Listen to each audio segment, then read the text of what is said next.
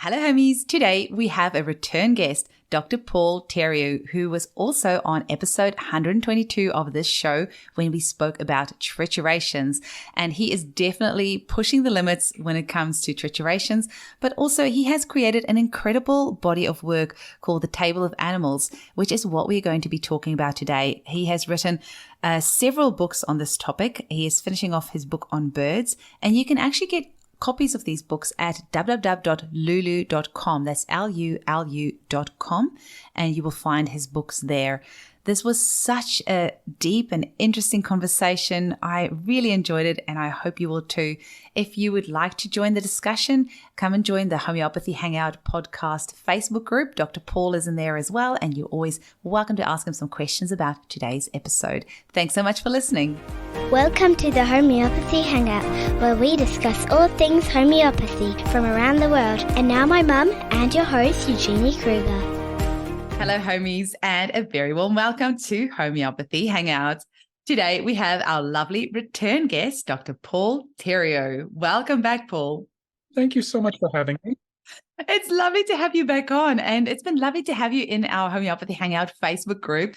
There's been a few members that have asked you questions in there. We've had lots of lovely feedback from your past episode on the show, and you just blew our minds with triturations. And that actually, your episode inspired me to reach out to Sally Moore, who's a homeopath here in Perth and who's done lots of triturations. And I actually did my first ever trituration with her. So it was just, her and 4 others. And we didn't know what the substance was. She did. We knew it was going to be a native Australian plant. And it ended up being the West Australian Christmas tree, which was really, really cool. Ooh. So yesterday, the triturated substance got sent off to Mike at Similimum in New Zealand, and he's going to be turning that into a remedy for us. And I think I'd be quite keen to do another proving of the substance after that. Maybe we can send you some too. That would be nice. How high did you go? It was do you know what's very interesting is that there was a lot of joking kind of around death. And at the time, I didn't think it had anything to do with the trituration, and kind of like the joke that we talked about, this sounds terrible, horrible ways to die. And that song, Dumb Ways to Die, kept on, it was kind of like a theme throughout the 2 days, because we did up to a C4. And right at the end, somebody said, it would be horrible to die by trituration, to be triturated. And I thought, well, crucifixion would be the most horrible way. And then when we found out the substance, at the time thinking it had nothing to do with it, but then found out the substance, and actually in the Noongar culture, the local Aboriginal native people, this is actually a tree where the spirit of their ancestors go before they go on to the next life.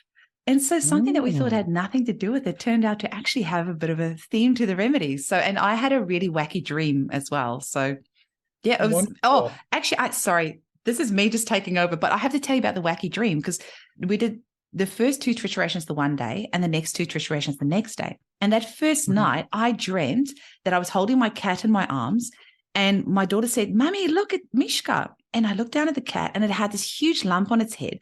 And the next second, the lump went down and blood poured out of her mouth and out of her butt.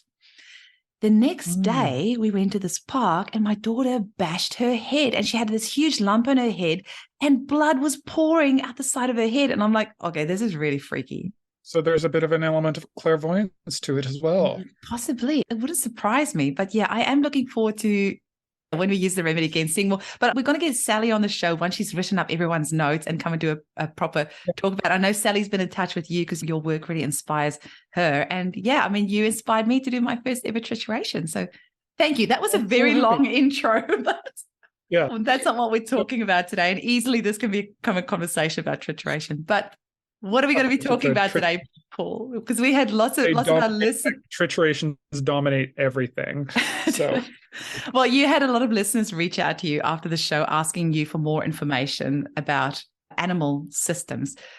Talk to us a little bit about that. You take the floor.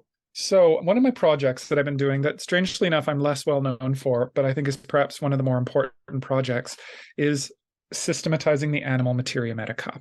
So I started this in 2014. I'd been in practice 3 or 4 years. I thought, this will be up a 300-page book or something. And it's at 3,000 pages a book. And 7 volumes. And I think it turned into a much larger monster than I thought it was. But it's been a really long time coming. And it has been founded in trituration methodology.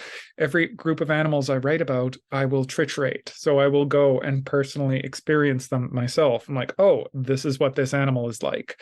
And so I'm explaining this right now to kind of start spreading the word about, just like we have systematized various other groups in homeopathy, I have systematized the animals. And there's a number of people attempting to do this right now, and they're coming up with a lot of definitions and kind of divisions of the animal kingdom that perhaps aren't as zoologically appropriate. So there's a little bit of it. So I'm starting to do publicity and kind of like, all right, this is how the animal kingdom works. And this is how I've kind of divided it up, because I think just that basis and personal experience does kind of make the difference there. So actually, why do you because we've had the minerals have been kind of systematized for a while now, and then the plants after that. But why do you think the animals got left to last? I don't know. And it may simply be like that is the order of constitutions, isn't it? They always said the plants and then the minerals and then the animals and so forth. Kant even divided them up. These are so maybe that was just destiny or something like that. But yeah, no, I'm not sure why they were last. Animals are more complicated.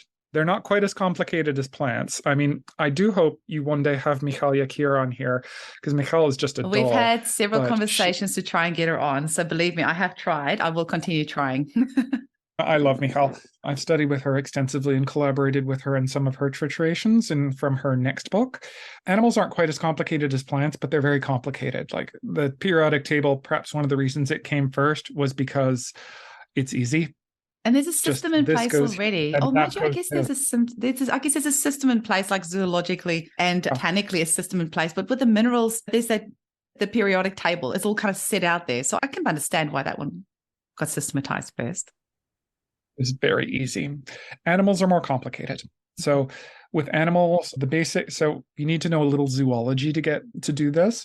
But so animals, the basic division of the animal kingdom is a phyla. So a phyla is a group of animals. They've recently been reorganized into things called superphyla that go together. And when I looked at the provings of different superphyla, they shared a theme. They would be different elaborations of the same theme.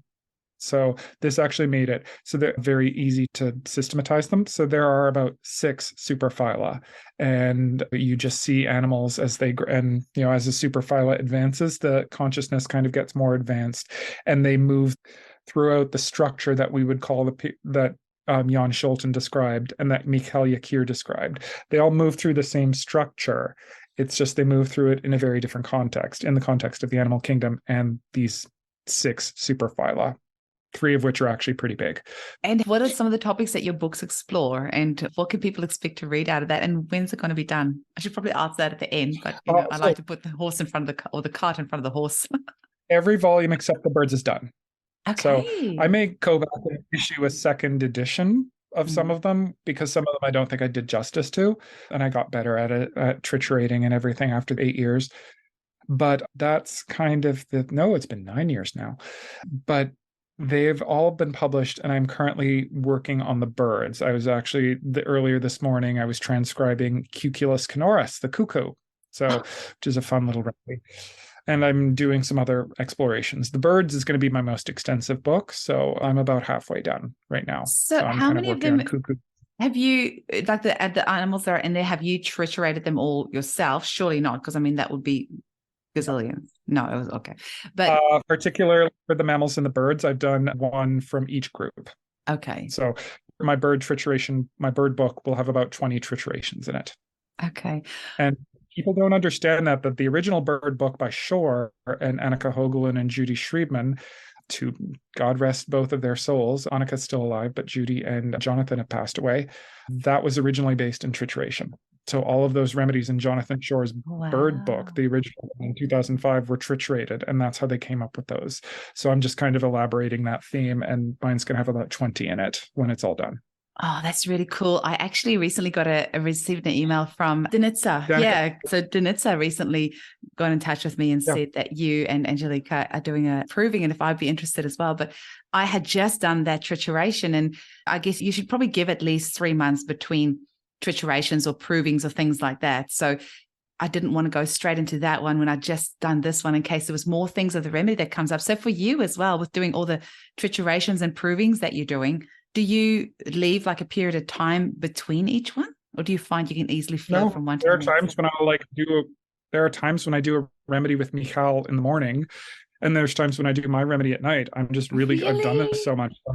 I'm in this state now. Oh, I'm back to me. I leave it in the bowl, and then I'm like, oh, I'm going to be this one. So I don't have a problem with that. I But can that just comes shift with in and out time of. as well, surely. I mean, you wouldn't have been able to do that at the start. No, Okay. if you're starting out, it's leave a little time.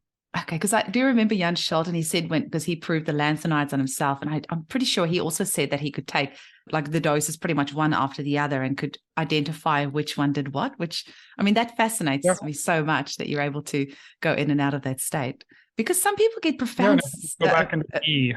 yeah, some people get affected so profoundly by the provings that they sometimes, they'll have like years later. But I guess that's probably maybe people that haven't done it quite as much. But anyway, back to your book. With your triturations, where do you get the substances from? And is it like I know with a lot of animal substances, they use like 1 drop of blood and a feather or things like that. Like what Yeah. sort of substances do you tend to use? The substances do have a slight effect. People send me stuff a lot.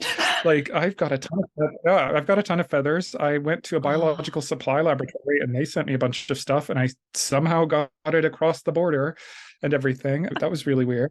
Like that never happens in Canada for like stuff like that. Like the CB, like Canadian border services are super intense, but it somehow worked. So I just got a lot of live samples and I've started using more prepared remedies recently. So it turns out you can retriturate a remedy that's already like you've got a 30C of it or something. You can retriturate it if you're very clear in your intent. I'm starting at C1 and just start there. So that's ah. where I've been doing a lot of them lately as well. I'm just thinking, is that Yeah. the conversation that you had with Danitza then? Because she said to me that she spoke with you and you told her that she could kind of retriturate the golden spiral. So I didn't really know what she meant, but maybe this is what that was on about then, retriturating that. Golden spiral as a remedy, I've read through it. It is a very interesting one. It needed to go higher. Oh, Remember the conversation we had a while ago about how that 1 to 4 is the personal and 5 to 8 is like what the golden spiral describes is more of a cosmic geometrical set that is on a, I think, multiversal level. So I'd encourage Danitza to go up to C28 with that. yeah, see, you are just all over the place, Paul, because right here in this trituration handbook that Sally loaned me is actually a little printout that's from you about the different Oh, is it? levels. Yeah, it's actually got your name on it. And it says here, yeah, Oh, C1 to wow. 4, the individual and their own issues, C5 to 8, the collective, ranging from the familial to country, culture, and civilization, C9 to 12, planetary resonance with the planet Earth, C13 to 16, solar level, 17 to 20, galaxies, 21 to 24, universal, and 25 to 28, divine.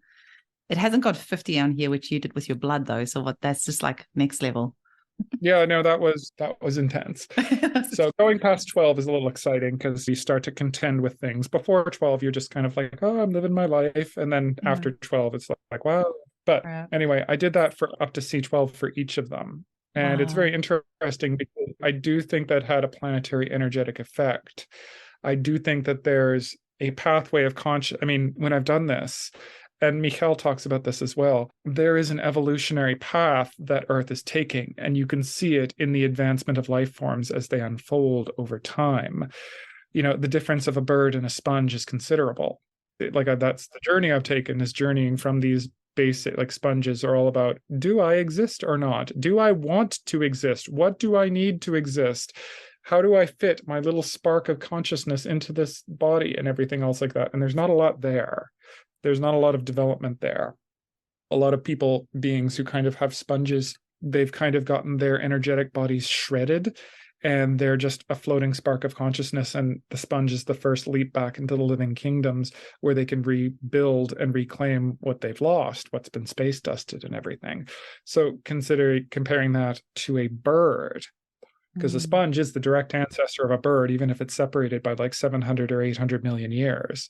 And to a bird, maybe not fully, but vastly realized being, expanding beyond their body, expanding into these transpersonal, expansive realms that we use in the lower trituration levels, will often like attach to like the word freedom, or like space or sky or flying or anything else like that. They're getting attached to these realms outside of themselves, and this perfection is just like, it's a huge journey, and Earth has made it over the past probably 800 to 900 million years. And you see that, and it's just gigantic when you see the growth of consciousness between those two kind of polarities of the animal journey.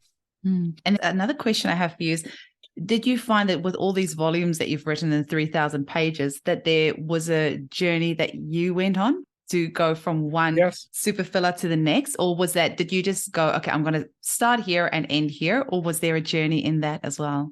Oh, no. I'm going to start with the sponges and I'm going to end with the birds.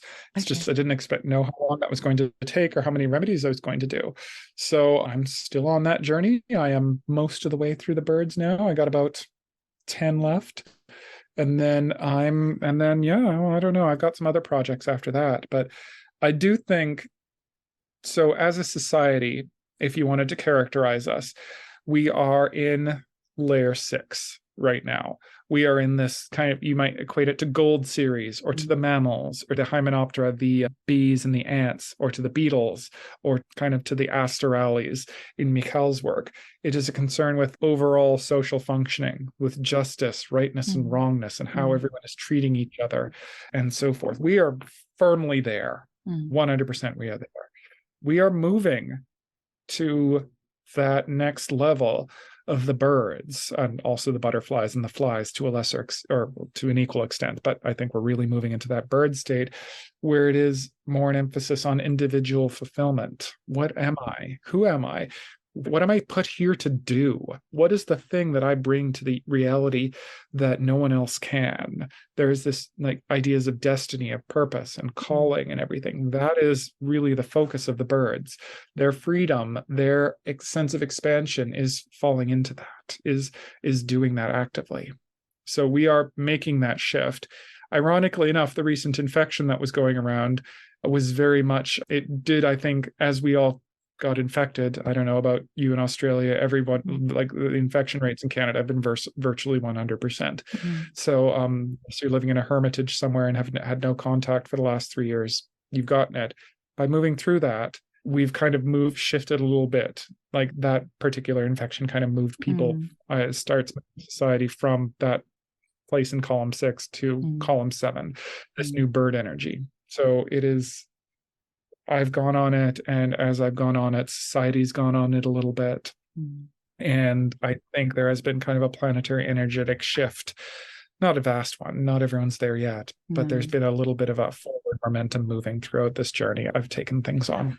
I know. I sometimes feel like there's this shift. And then I just go and read like comments on like, random Facebook pages and things. And I'm like, yep, no, humanity's still far back in the dark ages. Well, we need to be patient. The old school esotericists would say something about, what is it, the next iteration of humanity arising in 6,000 years or something like that. So I'm like, all right, we've got some time. Or I'm not saying I accept that, but, we need to be a little bit patient. A shift happens over the course of centuries and thousands of years. And it's not going to be like nothing and next second it's there. It's going to be a journey, and it's going to be good and bad along the way. Can you maybe tell to us a little bit about the super filler? What are they? What are the main kind of themes of each one? So we've talked a little bit about the sponges already. The sponges are one super filler. We have 3 sponge remedies that are known in any great detail. I should have made more. I didn't. Maybe a reason for that, because they're Yeah. I think we need more of them. But the second superphyla is the cnidarians. So cnidarians are corals and jellyfish. So their whole thing is they are very much in that column 2, that layer 2. There's a barrier between me and the outside world. Their barrier doesn't work. It goes in and it like fries them. They're completely discombobulated by it. Often, and there's a lot of neurological stuff that goes along with it. One of the remedies that I added to the materia medica was Physalia physalis, because I had a bunch of cases of it. And when they get into that state of being frazzled, being like discombobulated by the outside world, they just go blank. I've seen it in a lot of people with like diabetes and blood sugar issues, and they just have blackouts. Like, well, apparently I was doing everything normally, but I don't remember anything. And I had a blood sugar low and I was just acting normally. And then I came out of it like 8 hours later and I'm at home now. I don't know what I did.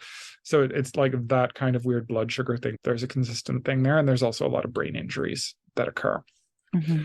The other one is it's the ctenophora. So ctenophora are like jellyfish, but so jellyfish kind of go and they have this like whole body pulsing motion.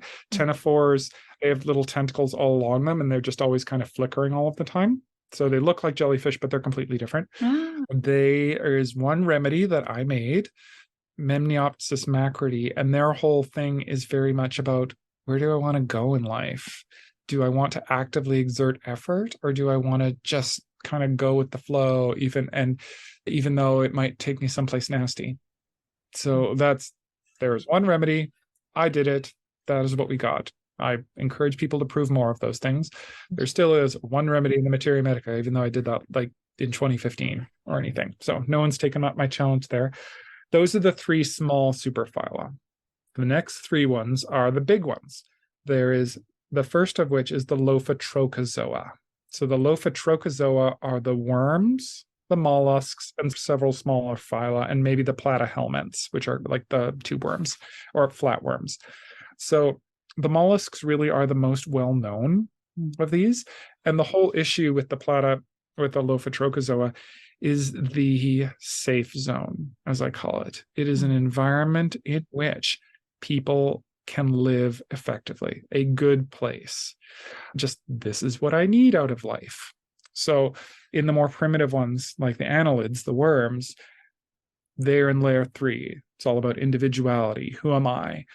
They feel if they are going to get kicked out, if they just kind of differentiate themselves from the safe zone, they're in it. Like, oh, if I'm actually who I am I going to get kicked out of this? Am I still going to have access? And we see the reaction to that.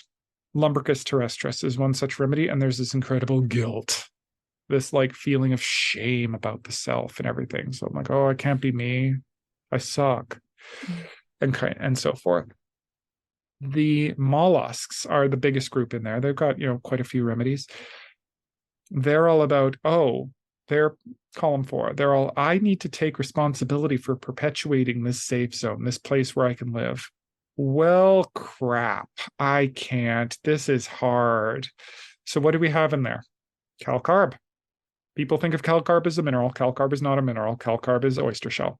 So I can't do this. I need you all to help me with this. I need this. I need my family to do this with me. Oh my, and you get all the fears of being alone, of being abandoned, because they can't possibly maintain responsibility for all of this by themselves. So that's very typical of that kind of bivalve thing. There's like a shutting down and a withdrawal because they just can't handle it. You've just like casually dropped like a bomb there, which I'm just like, how did I not think this through? But you're right, like calcarb is made from oyster shell, but we think of it as a mineral remedy. Now, calcium and calc, there is quite a bit in common there. Like they're not associated together for the wrong reason, but it's absolutely an oyster shell. But so our calcarb remedy is made from oyster shell. Unless, is there a different calc? There may be. Yeah, I'm just thinking I don't know pharmacy. Yeah, interesting. Okay. It's so blindingly obvious. And I'm just thinking, like, how do we always talk about it as a mineral remedy when it's made from an oyster shell? Anyway, that's all right. Leave that one with me. I'll process that. This is one of the problems I have with some homeopathic teaching.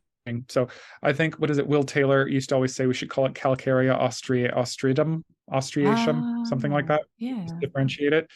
It's a good idea. Yeah.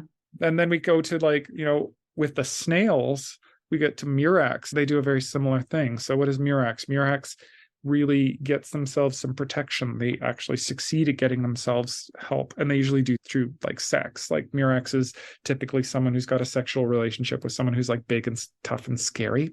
And it's like, oh, this is my guy. He keeps me safe. Yeah. And everything. And they've got a lot of sexual dysfunction as well that tends to go along with it. A lot of like female pathology. Mm. And then we go to the most advanced mollusks, the cephalopods, the octopuses. What's our big famous remedy there? Sepia. Yeah, sorry, I told you I had to get up really early this morning, so my brain's only half functioning. Sepia, which I live on and which I prescribe all day long. So they are actually succeeding. It's like every cephalopod has an environment, like they each have a different one that's all about keeping this safe Is it zone an octopus in there. though? Because it's the cuttlefish, right? But is that classified as an octopus? It's technically not, but they're all cephalopods. So the Okay, word I was for going to say, because when you is said octopus, I'm like, okay. Octopus is the common word that people understand. Okay, so cool, like, gotcha. Yeah, because I'm just thinking like the cuttlefish has got its tentacles kind of floating behind it, but it's not like doing clever things like opening lids and all sorts of contortions with those tentacles, is it? They're cephalopods, but I'll use a vernacular word occasionally just to get the meaning across. So the octopuses, quotation marks, they're like each one has a different feeling. Like Nautilus, which is a very primitive one, it's all about social hierarchy. It's like, oh, I got to keep myself here and everything. Sepia, it's all about keeping that safe zone in the domestic sphere, in the home, which is why it's such a polycrest. There are a number of others that have different environments there. So you can see this safe zone, and then this group of animals journeys through it. They kind of advance through those layers or columns or whatever you want to call them, these phases of human development. And then they gradually become more advanced. And you can kind of see in the table, the more advanced the superphyla, the more advanced, like the closer they get to like kind of the end, you might say. The next is the ecdysozoa. So the ecdysozoa are the animals that shed their skins, not snakes, everyone but snakes.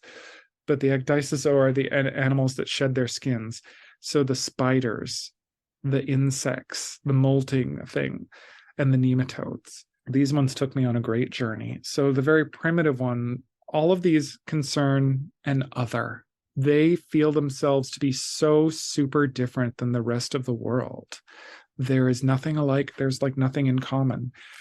As these ecdysozoa advance, they each deal with it, and they all kind of deal with that fundamental difference between them and the rest of the world.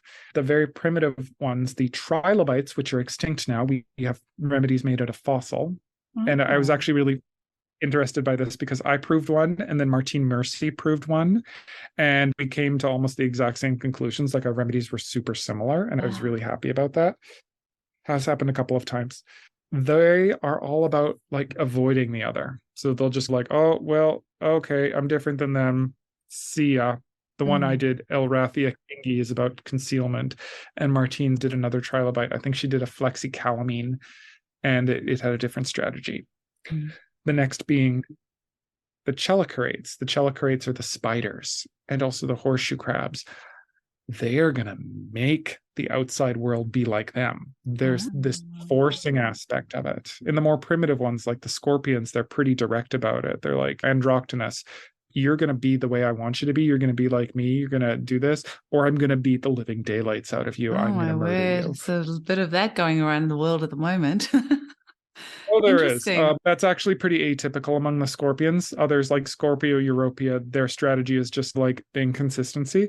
I love you, I love you, I love you, I love you. Then you do something, I hate you. They kind of go through that. They do that swing between them to get people wrapped around their fingers and everything else like that. And then the spiders themselves will actually employ deception. And as the spiders become more advanced, the deception becomes even more sophisticated until it reaches till it becomes really good in some of the house spiders and like Latrodectus and everything. So they're really sophisticated at manipulating people and getting them there.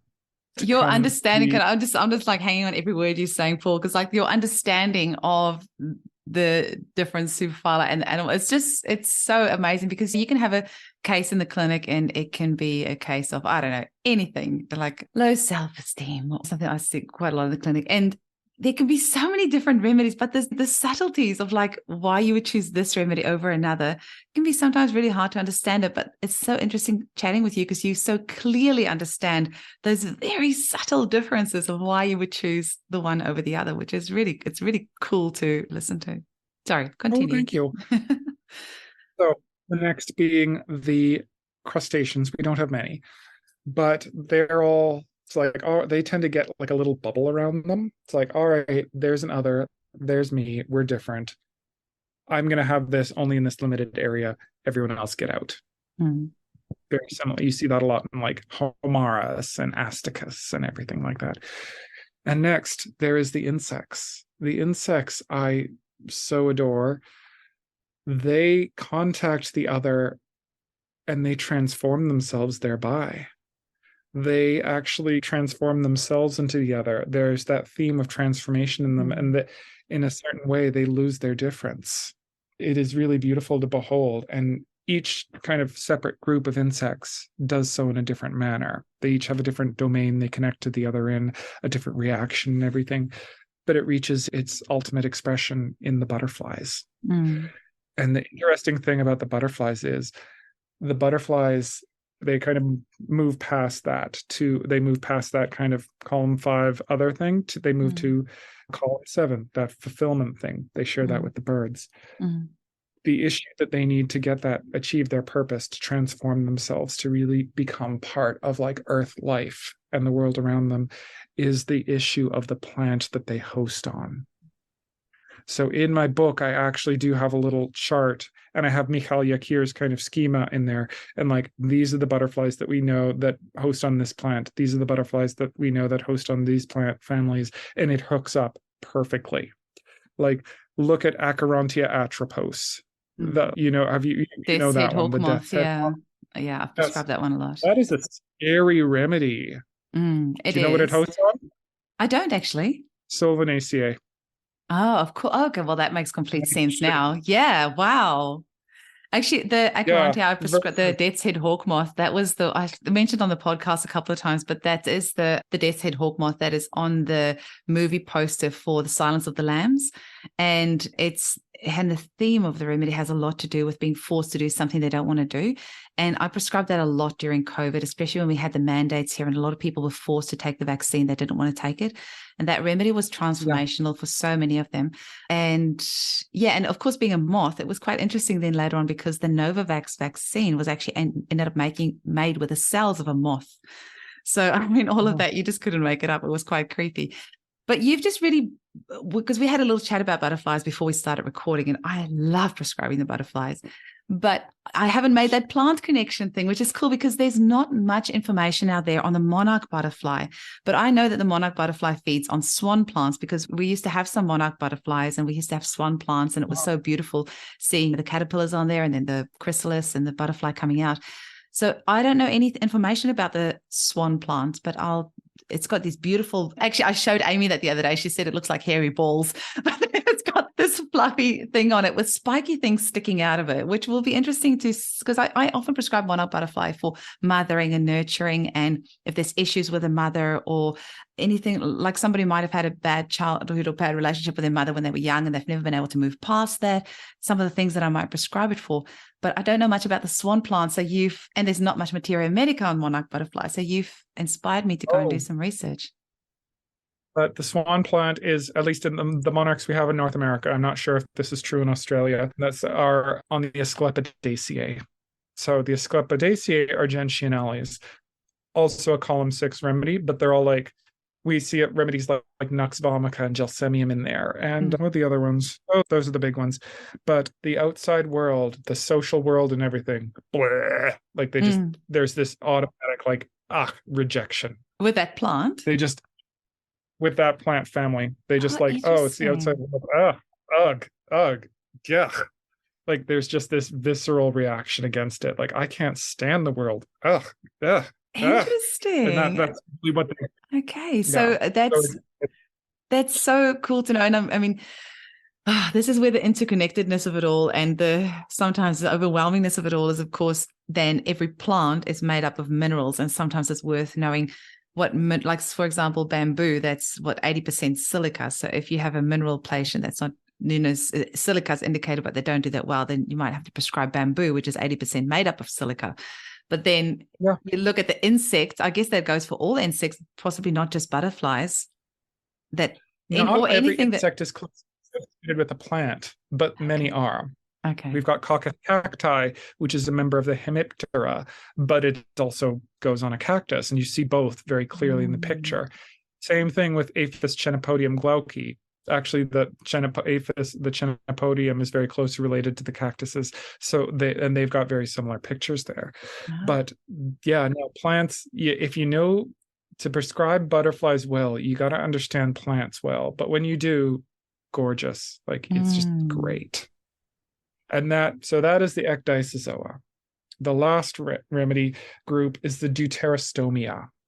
That includes the vertebrates, but it also includes things like the echinoderms, the starfish, and a couple of other things. And this one is all about consciousness. They bring consciousness to their particular domains of where they are. This ranges from, say, the fish, which bring consciousness to their immediate environments. This goes to the squamates, which are like the theme that me and Angelica eventually picked for the squamates. So the squamates are the lizards and the snakes. Zoologically, you can't really separate them, and homeopathically, you can't really separate them either. They're part of the same kind of thing. Is let my will, not thy will, be done.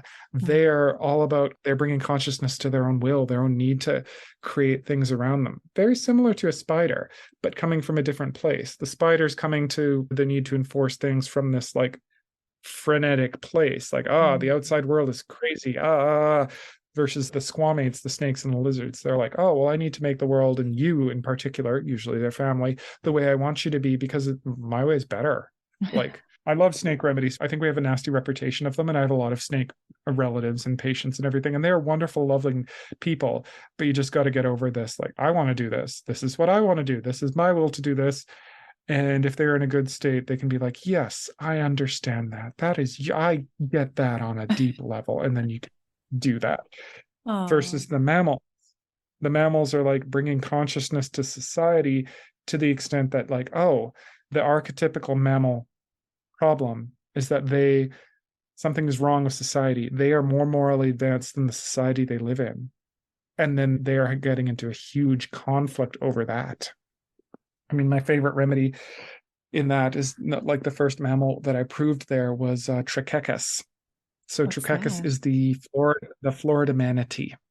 Okay. So they have an inclination. They have a sexual inclination that's not embraced by society.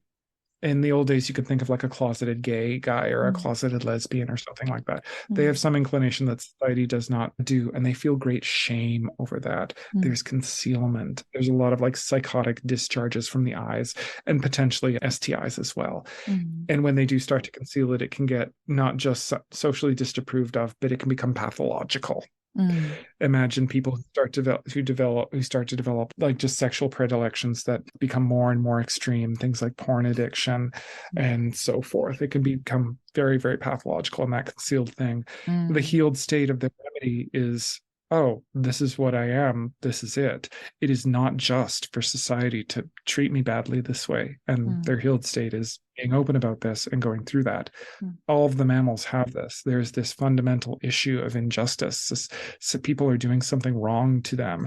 And how they deal with that is just how they navigate. Like, that's how they navigate life. That's how they navigate their thing. The healed state for them is to be like, this is not right. This is not just. I'm going to change this socially. Wow. That's a lot. Yes. So you can see what this is. So there is this journey, and the birds, their whole thing is just contacting this energy beyond the self, going beyond just their small individual identity and achieving their purpose, figuring out what they're for in life, really expanding into that. The early, more primitive birds, like the geese, the chickens and things like that, they really are about kind of overcoming social obstacles to this. But the neo-avs proper really, really succeed.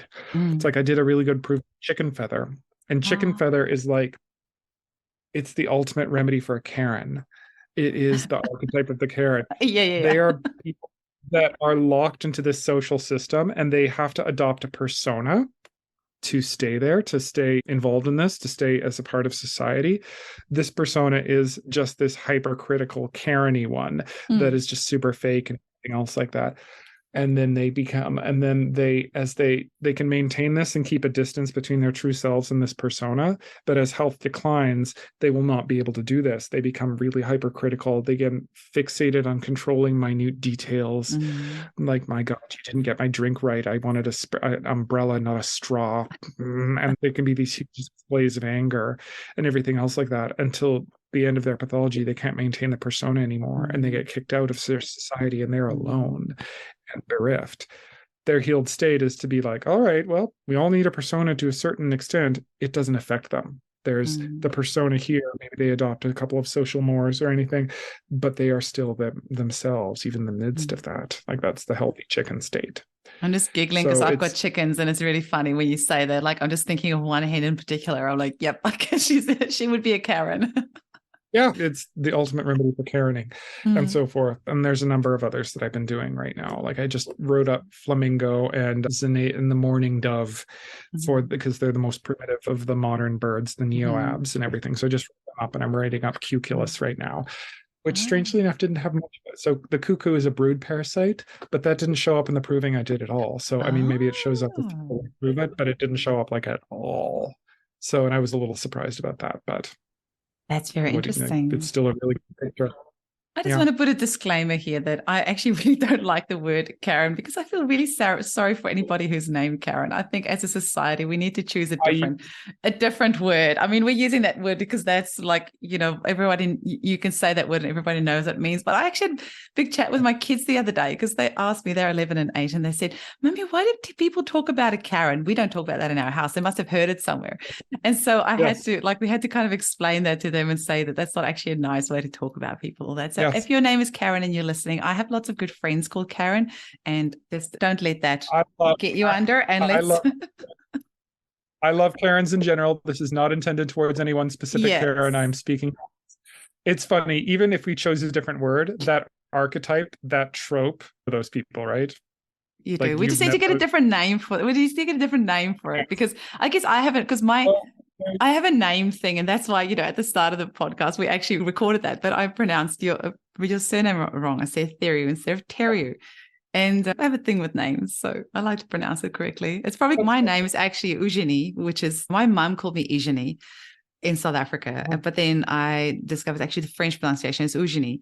But then I came to Australia and it just got bastardized to Eugenie. And to the point where I've now accepted the name Eugenie, and I just call myself that because I just can't be bothered explaining it to people anymore. So I actually started out as a joke. My husband would call me Eugenie to annoy me a few years ago. And then I got to Australia and then everyone called me that. And now I'm just like, I've just embraced it and I call myself Eugenie.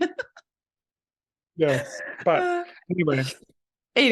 So sorry to all the Karens. We just did a little side avenue there. This is not meant to be a personal slight. I'm speaking to the archetype. The archetype, not the name. Yes. I just wanted to say with this, I really like Peter Fraser's little booklets as well. And he's got this one here about spiders. And I was reading the intro here the other day, and I thought it's so interesting where spiders are based. Like, obviously you get the ground spiders as well, but that they're kind of suspended between the earth and the sky. They're in this weird little place. And I see them every night because we've got a lot of spiders out where I live. And at nighttime, they have their webs everywhere outside. And it's gone during the day, but at nighttime it's there. And this particular spider, which is exactly where I have to go feed the dogs, it's so annoying because every night I walk straight into his trap, and I should know by now, but and I do think it's funny. They're not of the earth. They're not of the sky. They're just somewhere kind of in the middle. You must have had just so much fun exploring all these different avenues and all these. I mean, you could really lose yourself in this, can't you? Oh, I never lost myself. I mean, so my personal remedy is a radioactive metal. Ooh. So a radioactive metal is you expand the self and you just need to keep the self together. Otherwise, I fragment into fatigue or explode.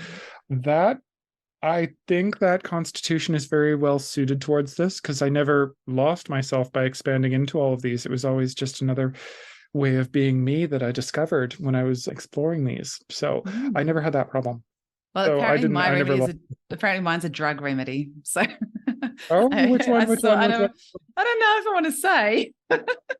Oh, I don't feel the need to say if you don't Only choose it. I wouldn't. I'll tell you afterwards, but I know like a lot of the listeners will go and look it up or wonder like why is that. But I saw Anna Vivak about a year Yeah. ago or so, and she prescribed this remedy, and actually it made perfect sense. And I have since prescribed the remedy myself to some of my clients, but I'd never prescribed it before, and so it was very interesting. So anyway, I'll leave it at that, but I'll tell you after. But yeah, no. So I've never lost myself just because that is my natural state, is always expanding consciousness and experiencing a new thing of that. And these were just new things for me to get into. And I am very good at turning them off. It's like, all right, you're staying in, I'm doing a bird now.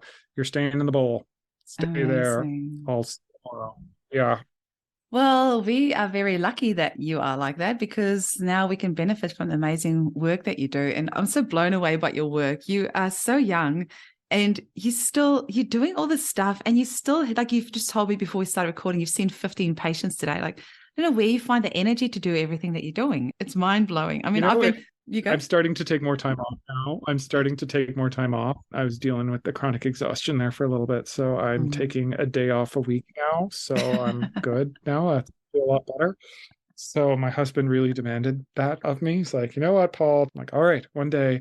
And it turned out to be really good. So it's a lot, but I'm getting there. So. We're lucky when we have these people in our lives that bring us back to center or back to ground, because my husband's that person for me as well. He pulls me back when I'm just off into homeopathy la la land on 100 different tangents, and he'll bring me back. He's like, no, you need to be with us right now. And I'm so grateful to him for doing that. And I see beautiful pictures of you and your hubby on Instagram, on Facebook now and again. That's what's been probably one of the funnest part of doing this podcast, connecting with homeopaths around the world and then getting to kind of get a little glimpse into their personal lives and seeing all the amazing things that they're doing. And you just think, how are you creating all these bodies of work and you still have a personal life as well? It's quite mind-blowing. You must have a very supportive partner. Well, it's funny because, like, if you don't have a personal life, I don't think you should be creating these things. If you don't have that foundation, what is it? In Kabbalah, which I learned a lot about from Michal, even though I don't study, you start the advanced studies when you're in your 40s and you've raised a family and you've got like a life, a stable person and everything else like that. If you don't have those foundational things there, like relationships and friends and that kind of thing, you probably shouldn't be doing this. You should probably work on that. So I do think I've got those things. I've got a really good group of friends together. Like, oh my God, our best friends are like a gay throuple and myself and another gay single person. We have so many funny gay dramatic adventures. It's just delightful. And I've got my family and my adorable little nephew and everything. I saw a photo of him, yeah. He's so cute. He just learned how to walk yesterday. And he's so cute. So you can't do your work to the exclusion of the good side of life and the humanity and everything like that. You need to have both of those things in, even if you do need someone to remind you to be present. And it's like, sweetie, we're doing this right now. Stop thinking, or my guy, Paul, we're doing this right now. Stop thinking about cranial bones and stop thinking about like, birds and whatever. And, iodine, whatever I'm on about. Yes. So that's Paul. Oh, Paul, it's been so fun to chat with you. Thank you so much. Can you tell our listeners where they can get hold of all your books? Like where for you is the best place that people buy them? Because I know there's probably lots of different places, but I always want to make sure that when we have authors on the show, that we direct our listeners to the place where the author is most going to benefit from the proceeds of the sales.